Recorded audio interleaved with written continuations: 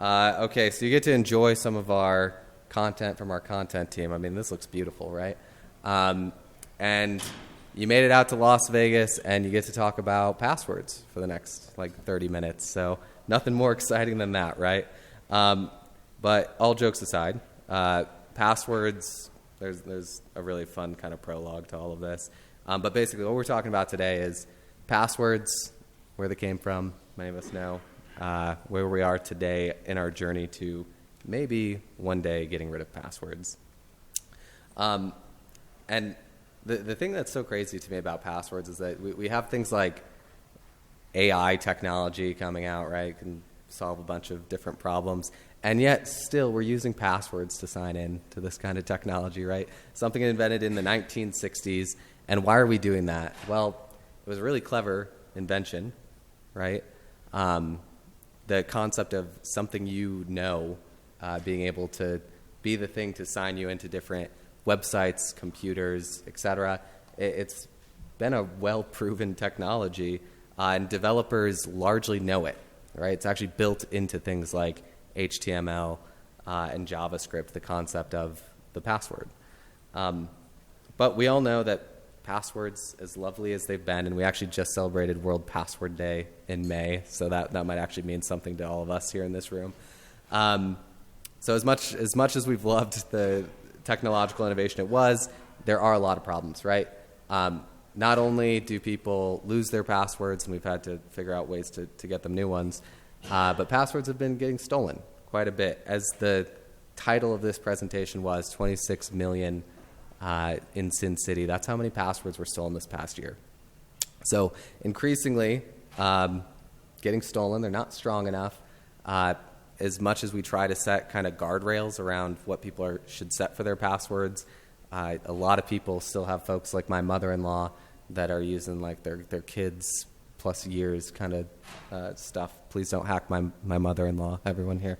But we all know many users like that, right? And if they're setting strong passwords, then it's usually their one password, right? They're going to just do that and reuse it continuously.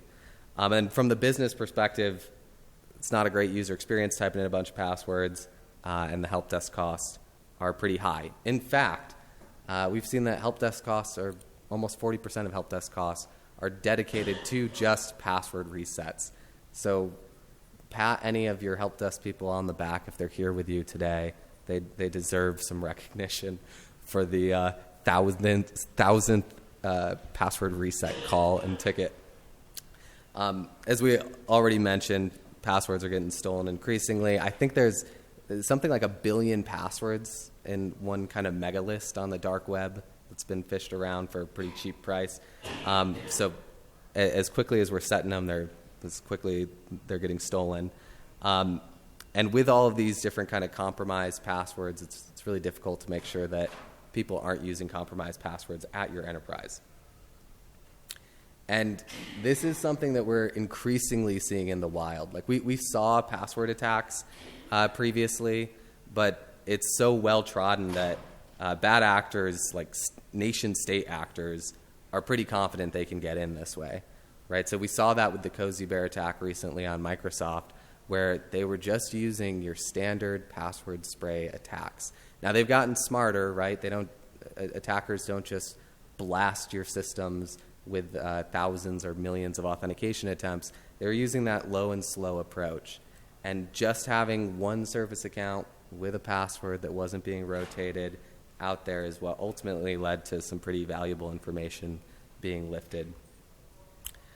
And yeah, there was an MFA on it, of course. We can all make some judgments there, right? But so in terms of the replacing the password, we all know we need to do that. Why haven't we done that yet is really the question. Well, some companies have. Maybe even some of you in this room have taken steps to replace the password. But it can be really difficult, right? These are all different factors that aren't so much something you know, something you have, right? And things like email and SMS have been, there's some really good studies about hacking on these things. I'm not sure we've seen too much in the wild on like SMS hacks, but we all know it's not a super reliable authentication factor. And then the stronger factors are great, but they can be kind of difficult to operationalize. But we definitely see things like passkeys making an impactful difference to our lives in terms of getting rid of passwords. And so in terms of all those passwordless factors we mentioned, I think a couple of them are really specifically interesting. Things like WebAuthn, passkeys are kind of the new vector that a lot of us in the vendor technology world are getting on board with. There are some other kind of interesting replacements here, like the mobile application. We saw with mobile apps MFA bombing, which presented another problem for phishing. So now we've added kind of your numbers to that, right, to make that more impactful. But one of the really interesting things that I've seen a lot of customers start to adopt is the QR code scan. Is pretty fascinating to the concept of just being able to scan something with your phone. Users really like it, and it's another pretty strong authentication factor from NIST guidance. But we definitely know that outside of the better security of getting rid of passwords, we can do things like make the user experience better. And you saw that 40% cost to the help desk, right? Maybe eliminate some of that if we eliminate passwords. But as we're thinking about going passwordless, there are a lot of considerations to think about. I think a lot of reasons why adoption hasn't quite gotten there yet. So one is that you have to be able to enroll that user in some way, shape, form, or fashion proactively. So with the password, we have a lot of really defined ways to do that in the developer community. With passwordless, I think that's still something that we're all sorting out. Passkeys are a good start to get there. A lot of authentication factors do require an internet connection as well. So we need to think about ways to make this resilient on all of our different systems, where if the internet goes down, we can still allow for passwordless authentication. That's something that we're thinking about a lot at CyberArk. And then passkeys, is kind of the big next thing, right, when it comes to passwordless. I've mentioned it already a couple of times. It's a really exciting territory, but the thing with passkeys is it's really been made kind of for the consumer world, right? We haven't seen this concept of the enterprise passkey yet. So blending that consumer world and the enterprise world has been confusing, I think, to say the least, for a lot of folks in terms of where they're going to use that and how they're going to deploy it. But that's definitely something vendors, like a lot of security vendors here, are thinking about the right implementation for doing passkeys for kind of an enterprise passkey provider.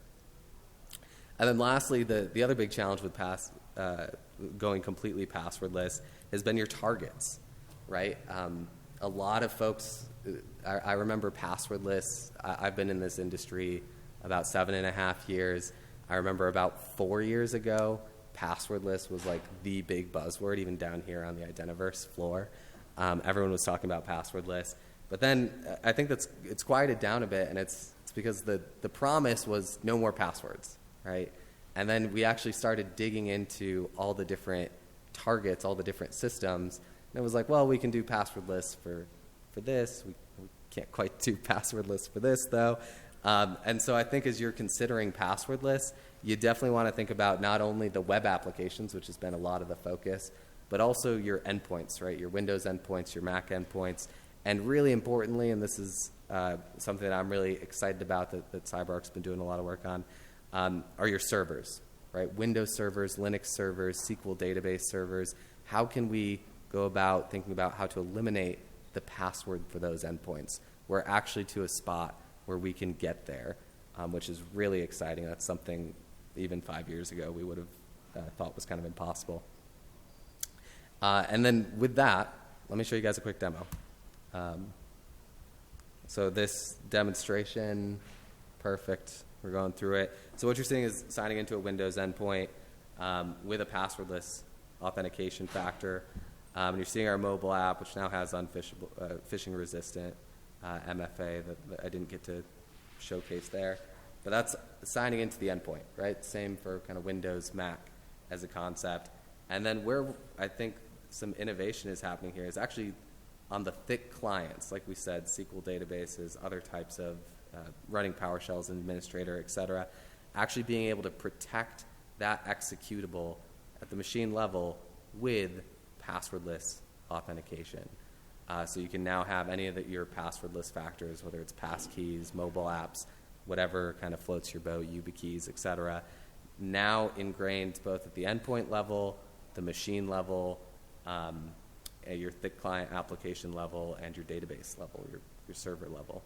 So that's what we're really excited about. And I will say the password, it's still, as I mentioned, a built-in concept to a lot of different accounts. So you do need it functionally for like Windows accounts still. You do need it for certain things. So if we go offline, which is what you're seeing here, we're seeing the integration of using that password offline, but making sure that's dual protected with OTP. So that's what you're seeing from vendors like CyberArk now, is kind of that end-to-end user experience of getting rid of passwords as much as we possibly can, get rid of end-user passwords, while considering those offline use cases where things of that nature actually do need to be provided. Okay, cool. So that was a fun little demo. I hope you all enjoyed that. So what's next in the phase of passwordless, right? I think when you're looking at going passwordless as an organization and the vendors and technologies you're looking at, you should make sure that you have all available factors. I know this from customers that when they get locked into something that doesn't have kind of the full suite of everything they were expecting, it's great for us to tell you, hey, use a QR code. That's the best way to do this.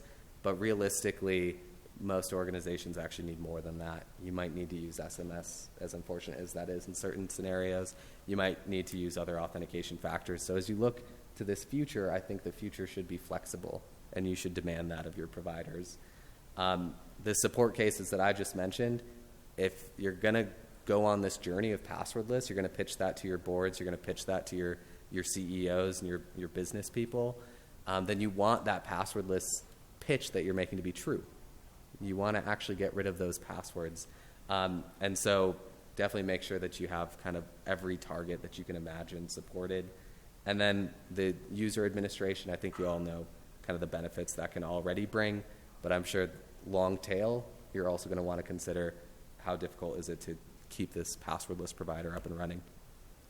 And I will say the journey to passwordless, it's not, I don't think passwordless from my, I guess maybe bitter experience, and I've only had 7 years, but even in that 7 years, I've thought, oh, passwordless, it's gonna do everything, right? And lived experience has shown me otherwise. I think it's going to be a journey that you take continuously. Like, for example, if you're a business that uses FedEx for shipping, like, do you control FedEx's login experience? No, right? So if someone has a password for it, like, you're going to have that password around. You can't just snap your fingers and make passwords go away overnight. But what you can do is use these new technologies that are doing things like supporting passkeys, maybe make them your passkey provider, right, where you have an enterprise passkey provider, and then you're able to eliminate passwords as new applications roll out support for passkeys. Do things like many of you, I'm sure, are doing, like SSO already, that has eliminated many different passwords in your organization, and continually just chip away at that, pilot new use cases, and that's how I think we get to passwordless. So thank you all. I know this was a very talking about passwordless passwords in Vegas is not necessarily the most interesting topic, but hey, we got through it together, and I think we still have a little bit of time left, so I really wanted to hear your guys' questions if you have any for myself as a representative of CyberArk or otherwise writ large. Yep. Quick one about the offline OTP. Can you explain how that offline OTP works with authentication? Yeah, absolutely. So the question was about offline OTP, if anyone didn't hear it, and explain how that works. So there's an agent that is sitting locally on the device, and that agent is essentially how we can do a lot of fun stuff on the device, like being able to locally validate the OTP. Okay, so they have the Exactly, yeah. Like any 6-digit rotating TOTP app you want to use there.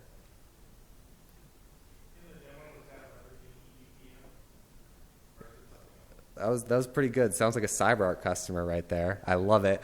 Yeah, he was asking, is that demo leveraging EPM, Endpoint Privilege Manager from CyberArk? Yes, that's exactly what that was using. So is this passwordless, is this a new module to CyberArk? Is passwordless? Yeah, great question. So it comes built in with whatever plans you have. So it's something you can actually start implementing as you'd like to with CyberArk. So if this is working off VPN, if you already have a step off configured or anything, you can test that next day. If you have already VPN on our time. That's exactly right. Yeah, EPM can do step-up authentication, which is what you saw protecting that thick client application. And you can leverage that with third-party identity providers if you'd like, or even CyberArk's local passwordless authentication options. Cool. I think we have time for maybe one more question. Anyone else has a question? No? Okay. Well, thank you all. I'll let you get to the pool and enjoy some margaritas, but thank you.